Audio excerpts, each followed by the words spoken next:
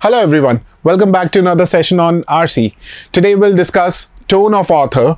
Now, tone of author will somehow contribute to your overall understanding on passage. अगर हम लोग ये देखते हैं तो कहीं ना कहीं पे हमें author का main idea and किस तरफ passage जो है किस direction में जा रहा है ये भी समझने में help मिलती है. So let's begin with our session. Tone of author समझने से पहले लेट्स ट्राई एंड अंडरस्टैंड कि कौन कौन से वो रीजंस हैं जिसकी वजह से ऑथर जो है आपको एक पैसेज दे रहा है, बिकॉज यहीं से हम लोग बहुत आसानी से टोन आइडेंटिफाई कर पाएंगे. सो author may write a passage, a particular passage for a variety of reasons. He may want to report something जो वो मानता है कि एक फैक्ट है, एंड जब ऐसा होता है तो वो अपना कहीं पर भी इमोशंस या फीलिंग्स या ओपिनियन बीच में नहीं लेके आता. He simply reports something that he takes to be some sort of fact. There may also, the author may also write a particular piece of text to persuade his or her readers. In this case, अगर वो persuade कर रहा है तो उसके जो views है on a particular topic वो भी positive होंगे. On the contrary, author may write a particular piece of text to warn his or her readers. तो आप खुद सोच सकते हैं कि ऑथर के व्यूज़ जो है वो कैसे होंगे, बिकॉज वो अगर वॉर्न कर रहा है तो ऑथर के खुद के ओपिनियन, उसकी फीलिंग्स जो है वो कहीं ना कहीं पे वहाँ पे प्रेजेंटेड होंगी. सो जो when it comes to tone of passage, a careful reader must pay attention to the words or the overall organization of passage, because कभी कभार ऐसा होता है कि इनिशियली किसी चीज़ के लिए जो टोन पॉजिटिव थी वो बाद में जाके नेगेटिव हो जाएगी, या जो एक इनिशियल नेगेटिव टोन थी वो केयरफुल ऑप्टिमिज्म में कन्वर्ट हो जाएगी. So a careful reader must always pay attention to words and organisation जो ओवरऑल वहाँ पे हमें दिखाई दे रहा है. Moreover, the author also talks about things, and वहाँ पे जो ऑथर का एटीट्यूड है वो किसी पर्टिकुलर पर्सन के लिए भी हो सकता है एंड किसी पर्टिकुलर थिंग के लिए भी हो सकता है जो पैसेज में मेंशन्ड है. Even people mentioned in passage में have their own opinions, views on a particular thing that is mentioned in the passage. तो हमें वहां पे भी ध्यान देना पड़ेगा. अगर हम लोग टाइप्स ऑफ क्वेश्चंस की बात करें, so there are two types of questions that generally appear as far as tones are concerned. First, general tone. Author का जो टोन है ओवरऑल पैसेज में वो क्या है, या फिर किस तरीके से ऑथर अपने आइडियाज प्रेजेंट कर रहा है, या फिर ऑथर का एटीट्यूड कैसा है. Another type of question, author ने किसी पर्टिकुलर पर्सन को मेंशन कर रखा है पैसेज में, एंड उस पर्सन का उस पर्टिकुलर थिंग को लेके एटीट्यूड कैसा है. सो एक ऑथर के पॉइंट ऑफ व्यू से पूछ सकता है, दूसरा ऑथर ने किसी पर्टिकुलर पर्सन को मेंशन कर रखा है, उस पर्सन का एक पर्टिकुलर थिंग जो कि पैसेज में डिस्कस की हुई है उसको लेके एटीट्यूड कैसा है. So there are these two types of questions that one might witness on law entrance tests. सो इसके बाद मैं आपको एक छोटा सा आर्ग्यूमेंट दिखा रहा हूँ. I have taken that argument from a very famous show. आप एक बार पढ़िए. मैं आपको कुछ ऑप्शंस भी देता हूँ, and let me know what you think is the tone of that argument.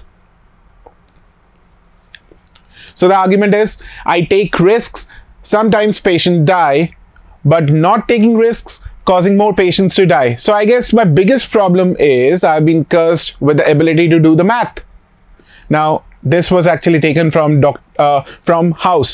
The statement was spoken by Dr. House. So what exactly do you think about this statement? क्या ये statement जो है praising है, जहाँ पे एक person press कर रहा है? क्या ये स्टेटमेंट क्रिटिसाइजिंग है? क्या ये स्टेटमेंट फनी है, या फिर ये स्टेटमेंट कैप्रिशियस है और विम्सिकल है? If I am not mistaken, कुछ लोगों को यहाँ पे ये स्टेटमेंट जो है वो फनी लग सकता है क्योंकि लैंग्वेज ही कुछ ऐसी दिख रही है. एंड जनरली जब लोग हमारे सामने ऐसी बातें बोलते हैं, we tend to laugh. In fact हम लोग जब लाफ्टर शोज में भी जाते हैं तो वहाँ पे सामने एक पर्सन जो है वो स्टेटमेंट किस पॉइंट ऑफ व्यू से बोल रहा है, वो एक्चुअली सरकाज़म थ्रो कर रहा है, वो आपके सामने सरकास्टिक हो रहा है, एंड समहाउ उसका जो एटीट्यूड है वो सरकास्टिक के बजाय हम लोग फनी समझ के हंसने लगते हैं. बट देन जो हमको वो दिखा रहा है, पोर्ट्रे कर रहा है, वो सरकाज़म है. So even this statement here might look funny to some people. However, this is not funny because अगर आप as author इस स्टेटमेंट को पढ़े तो यहाँ पे कह रखा है मैं रिस्क लेता हूं तो कुछ लोग मरते हैं, नहीं रिस्क लेता हूं तो बहुत सारे लोग मरते हैं. So I guess my biggest problem is I've been cursed with the ability to do the math. Now how come math came into picture? Math का तो कोई रोल ही नहीं था यहाँ पे, but then math आ गई. And math को कैसे लिंक किया गया? पेशेंट्स के मरने से, नहीं मरने से, ट्रीटमेंट करने से, नहीं ट्रीटमेंट करने से. So ये सारी चीज़ें जो है बहुत अलग अलग एरिया से है, लेकिन उसको एक साथ रख दी गई है. So the correct tone is capricious or whimsical, where unrelated things have been kept together. Funny इसलिए नहीं हो सकती क्योंकि ये funny केवल हमको लग रही है. As audience we find it funny. However, as author this was something else. Similarly, जैसे लाफ्टर शोज में जो सामने कॉमेडियन है वो सरकाज़म दिखाता है, सरकाज़म पोर्ट्रे कर रहा है, बट देन हमें वो फनी लगता है. सो हमें इन कुछ चीज़ों का ध्यान रखना चाहिए. Let's take another argument and try to find out tones. अब की बार मैं आपको 4 ऑप्शंस यहाँ पे लिख के भी दे रहा हूँ. So the next argument, look at this. And before you solve this argument, मैं आपको एक बार इनके मीनिंग्स भी बता देता हूँ so that it becomes easy for you to identify इस particular argument का tone कैसा है. Didactic is instructional, where statements come from some authority.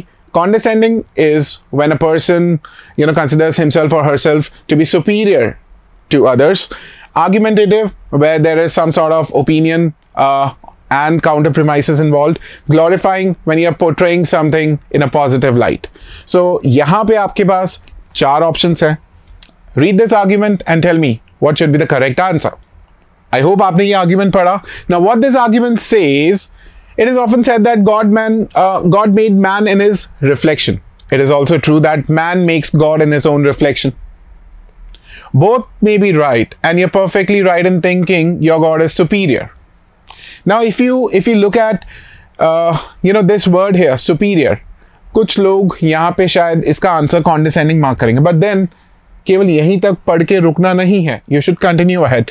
Also it may be true, what we must not forget is that he reveals himself in a mighty terrifying form which pervades the whole universe in every form of life and action. अब यहाँ पे कुछ लोगों को लग सकता है कि एक पर्सन जो है वो दूसरे पर्सन से डिस्कस कर रहा है कि मेरा गॉड तुम्हारे गॉड से सुपीरियर है.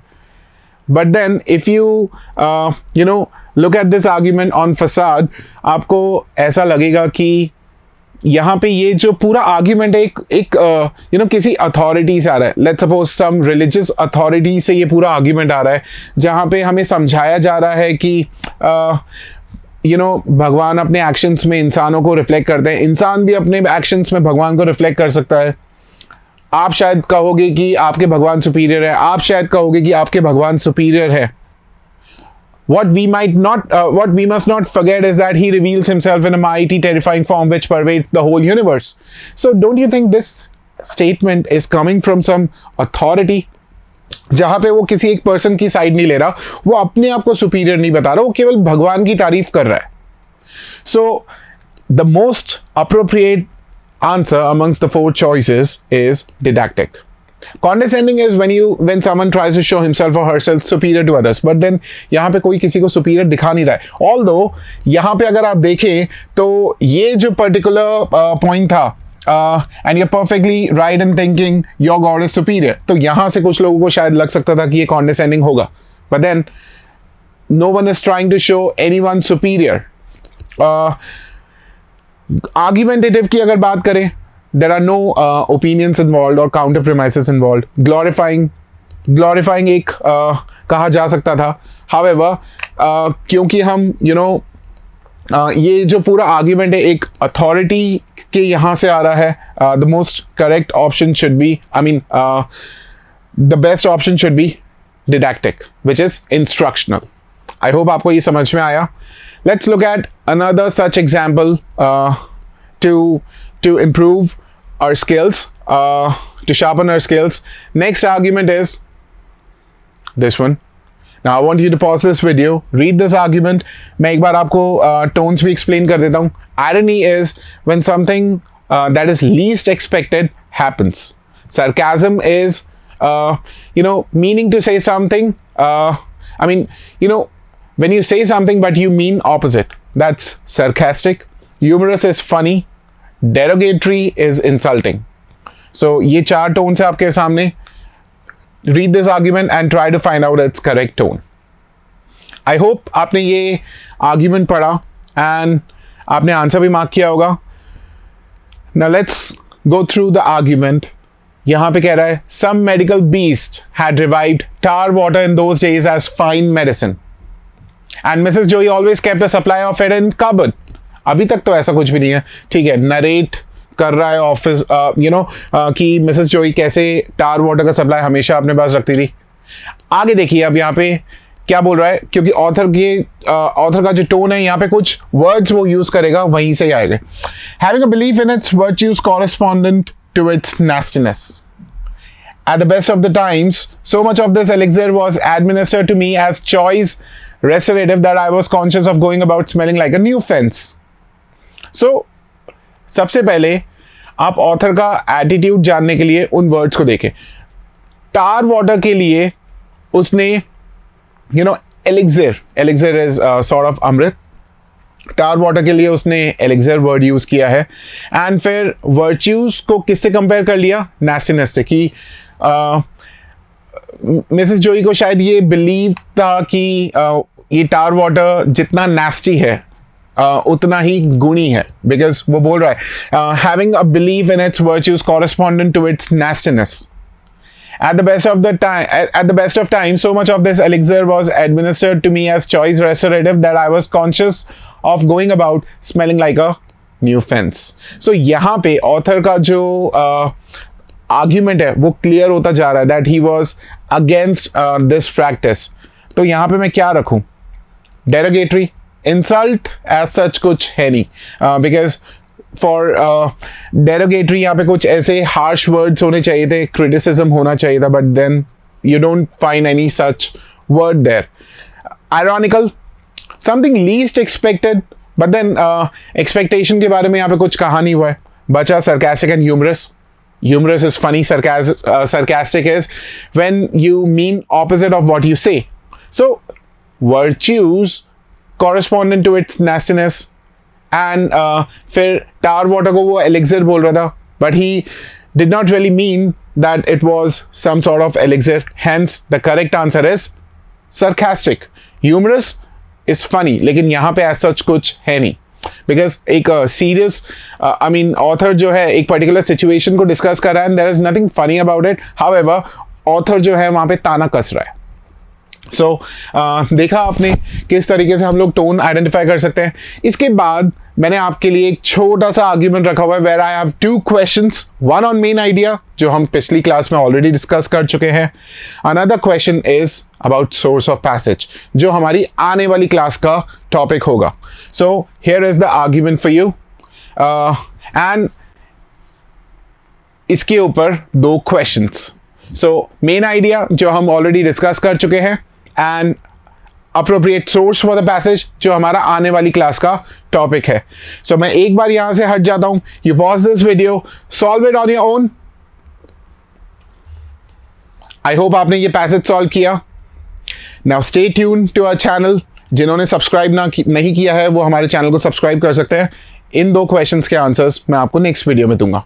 सो आज के लिए हमारा जो सेशन है वो यहीं पे ओवर होता है. Thank you for your time. You all have a wonderful day.